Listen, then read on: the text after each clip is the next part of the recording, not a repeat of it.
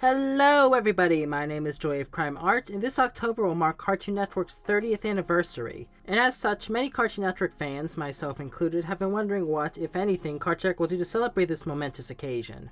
So while we wait, I thought it would be fun to look back at the way Cartoon Network celebrated their 20th anniversary, because my god, did they know how to rock it! Seriously, Cartoon Network's 20th anniversary was a masterclass in how you do an anniversary right. So I want to go over and explain in detail what made it so great. So let's dive in and talk about Cartoon Network's 20th anniversary celebration. Let's just jump into it. One thing that really stands out to me about the 20th anniversary is that it wasn't just celebrated on one day. No, it was practically a year-long event, starting in March with the announcement of Cartoon Planet. Hey, do you like to watch the classic cartoons? Cartoons that make you say, man, I haven't seen that in a while. Well, you're in luck, because that's what we're dishing up and feeding you on Friday nights. Now you see, this might need a little bit of context. You see, back in the 90s, Cartoon Network was a relatively new channel that not many people had. So as a way to advertise the new channel, Cartoon Network's sister channel, TBS, started airing a block called Cartoon Planet, airing shows that at the time aired on Cartoon Network in hope of attracting TBS's audience over to the budding network. Between the shows, the block would feature skits featuring Space Ghost, Zorak, and Brak, characters from Cartoon Network's own original series, Space Ghost Coast to Coast. They would do songs and comedy sketches during the commercials, that sort of thing. As time went on and more people started getting Cartoon Network in their cable packages, the block came to an end. Though many of the wraparound segments will later be recut into a 22-episode-long television series, also called Cartoon Planet, which would air as filler material on Cartoon Network and later on Adult Swim after Space Ghost Coast to Coast was moved over there. I bring all this up to showcase how strange Cartoon Network reviving the block in 2012 really was. But it was really cool to see. It was a nice throwback to a very obscure part of Cartoon Network's history. Like in 2012, I don't think that most people in Cartoon Network's primary demographic knew what Space Ghost Coast to Coast or Cartoon Planet were, as at that point those characters have been far more associated with Adult Swim. Which is another reason why it felt so weird. Cartoon Network and Adult Swim both usually try to pretend that the other doesn't exist. You don't really want to create too much of a shared audience and one channel's for kids and one's for adults. However, around 2011 was right around the time that me and my brothers had started really getting into Space Ghost Coast to Coast. So we were aware of the series and the various spin-offs like Cartoon Planet, despite the fact that both series were well before our time. I actually have vivid memories of hearing the commercial for the now revived Cartoon Planet block for the first time.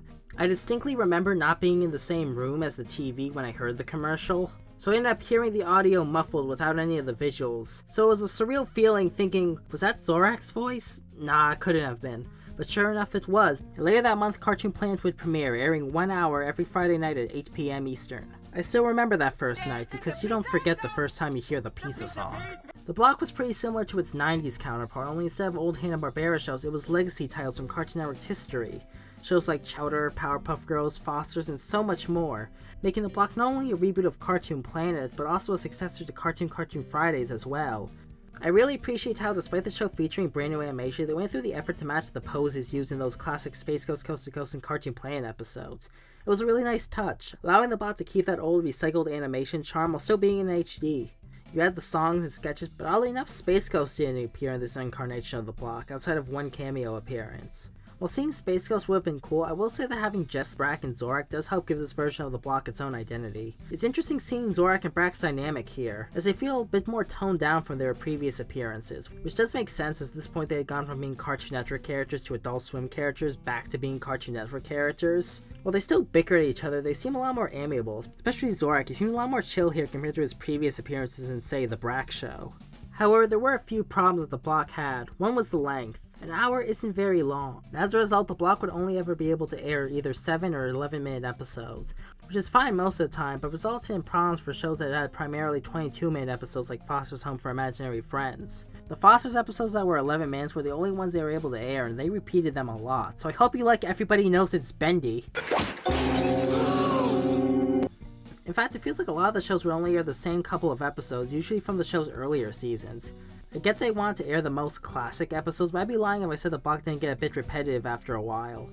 Not helping was the fact that the bumpers were rarely updated. I get that making new bumpers every week would be difficult, but I don't know, maybe you could have swapped them out every couple months or so. I mean, they don't look like it'd be that hard to animate. But flaws aside, I still love Cartoon Planet. It was the way I was able to see a lot of these older Cartoon Network shows for the first time, and it was a highlight of my week seeing them every Friday night. If Cartoon Network just did that to celebrate the 20th anniversary, I think I would have been satisfied. But that was only the beginning, because as we got closer to October, things only began to ramp up. We started getting these bumpers showing Cartoon Network characters interacting with each other, just like how we used to get back in the Powerhouse or CN City days. Seeing at the time modern Cartoon Network characters like Gumball or Jake interact with older CN or Hanna-Barbera characters was such a treat. I think many of us longtime Cartoon Network fans often wonder what it would be like to see bumpers of the more modern cartoon characters interacting with each other in a more casual setting. But these bumpers gave us a taste of that.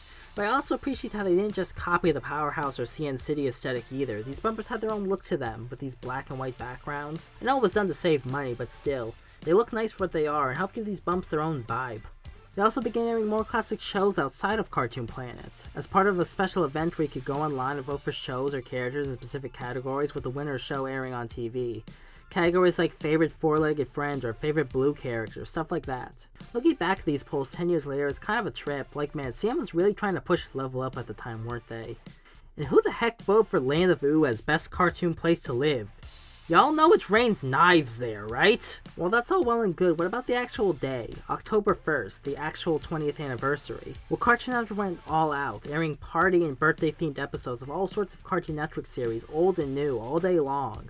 Which was really cool, even if it did mean we had to sit through the same birthday episode of Sidekicks more times than we would like. So here's a little fun fact about me. I was homeschooled growing up alongside my 3 younger brothers. Cartoon Network's 20th anniversary happened to be on Monday, and on late Sunday evening, I remember all my brothers deciding out of the blue, you know what? We're doing all of our school now. We're going to be off on Cartoon Network's 20th anniversary. They all managed to finish that night, while I, being the oldest and having the most work to do, was only able to get part of it done. But you know dang well I finished a little bit of work I had remaining real early the next day. It's a memory I always have a deep nostalgia for. The one exception to the birthday-themed episodes was the premieres. Since back in 2012, Monday nights was the time that Cartoon Network would air new episodes of a lot of their most popular shows, but even those episodes had something special about them. Adventure Time aired its 100th episode, though that does depend on how you count it, since it was their 100th 11-minute segment, so you could argue that was really only their 50th episode. Though I will say, outside of the number, the episode didn't really have anything that special in it. Not that there was anything bad about the episode, it was just sort of another episode. Regular Show also aired its first half-hour special / season 4 premiere, Exit 5B. The episode that introduced Thomas into the series, as well as featuring the Park Gang having to fight a lot of their old foes after a portal to the Underworld opens, bringing them all back to life. Regular Show would have other half-hour episodes later in its run, but for being the first, it felt pretty monumental. And finally we had Mad, which while feeling the least special, still featured skits acknowledging the fact that it was airing on Cartoon Network's 20th anniversary. They even had this one sketch parodying Once Upon a Time called Once Upon a Tomb, featuring cameos of characters from Cartoon Network's early days.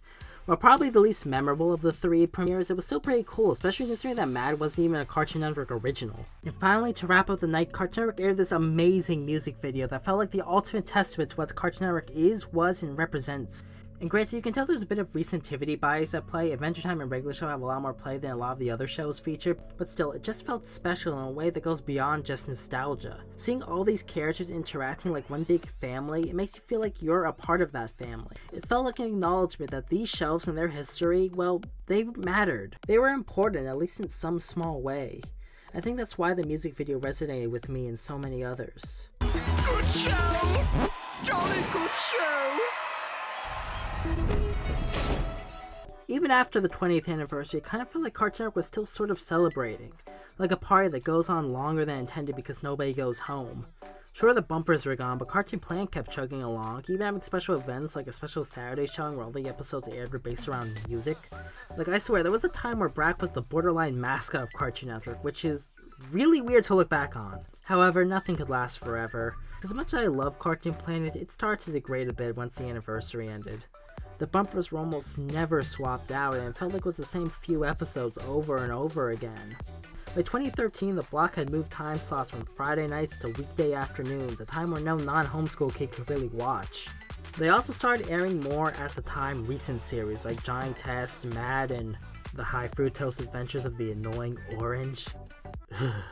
Now, these shows definitely have their place in Cartoon Network history, but these were shows that aired all the time outside of Cartoon Planet, so they felt a little bit out of place and took up time that could be spent on classic series that didn't air anywhere else.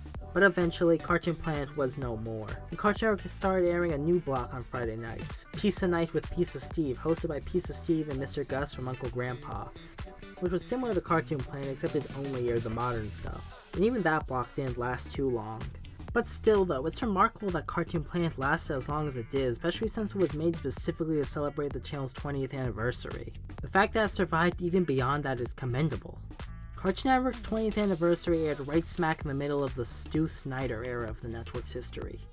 And for those of you out there who aren't nerds and don't follow Cartoon Network's corporate policies like I do, this was a time period where Cartoon Network was very weird and experimental. I'm here for my interview. And I feel like it was because of this weird and experimental time period that allowed the anniversary to be as grand as it was. In 2017, Cartoon Network had its 25th anniversary, and to celebrate, Cartoon Network aired another music video. That's it. And a lot of people got really angry at Cartoon Network for not doing more, but I actually want to defend Cartoon Network a bit on this one. The 20th anniversary was so grand there wasn't really much that Cartoon Network could do to top it after only just 5 years had passed. Beyond just airing a lot of old shows again. But with only 5 years passing, there wasn't even that many quote-unquote new old shows they could have aired. Personally, after the freaking year-long celebration we got for the 20th, I don't think we really needed anything that big for the 25th. And the music video that did air honestly wasn't that bad. Sure, the 20th anniversary video had way more references to Cartoon Network's history and more character interactions alongside just having a larger feel to it. The 25th anniversary video had a lot going for it too, like the greater focus on camera angles and choreography. I personally love how a lot of the characters' dance moves are references to their show's theme songs. Plus, it's just nice having a lot of these more modern characters who weren't in the 20th anniversary music video represented.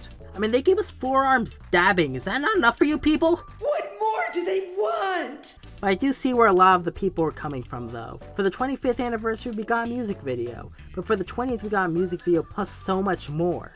It makes sense that people would be disappointed. It is now 2022 and Cartoon Network is on the cusp of its 30th anniversary. No word yet on what, if anything, the channel would be doing to celebrate. However, remember what I said earlier about how the reason the Cartoon Network 20th anniversary happened the way it did was due to it coming out during a very experimental era of Cartoon Network's history? Well, now we're in the Tom Ashen era. While this era is relatively new, it seems to carry on a lot of that same experimental charm that the Stu Snyder era had. In fact, I think you could argue that maybe even more experimental. So if there was a time where Cartoon Network would go all out on an anniversary, it would be now. I mean, back in December, Cartoon Network actually aired on Christmas episodes of a lot of their older series, and in fact, back in late February, Cartoon Network started airing older episodes of their shows for an hour a day at 3 o'clock Eastern Time. I, and many others online, theorized this would be the start of Cartoon Network's 30th anniversary celebration. If they aired an hour of older content every weekday all the way to October, that would be incredible. I mean, 1 hour of older content a day is a lot cooler than 1 hour of older content a week. Plus, they'd be able to have more varieties, and they'd be able to air all the old shows that they aired during the 20th anniversary, plus all the shows that ended in the ensuing 10 years. This had the potential to blow the 20th anniversary out of the water. Then they stopped after 4 days. And given the lack of advertisement, it seems like this wasn't actually done to celebrate Cartoon Network's 30th anniversary at all. It was just done because, I don't know, Tom Ashen willed it, I guess. Who the f*** is this guy? Still though, I wouldn't be surprised if we got something special for the 30th anniversary, given Tom Ashen's seeming love of nostalgic content. But even if nothing happens, I don't think that really matters. Like, granted, I still like it if they did something to acknowledge it, but the whole idea of acknowledging your channel's history doesn't really feel as important now that we live in an age of streaming. Cartoon Plan was cool because at the time it was the only way kids could easily see a lot of these older series, but nowadays most of these shows are streamable anytime you want on HBO Max. So even if Cartoon Network does nothing, that doesn't have to stop you from celebrating whatever way that works best for you.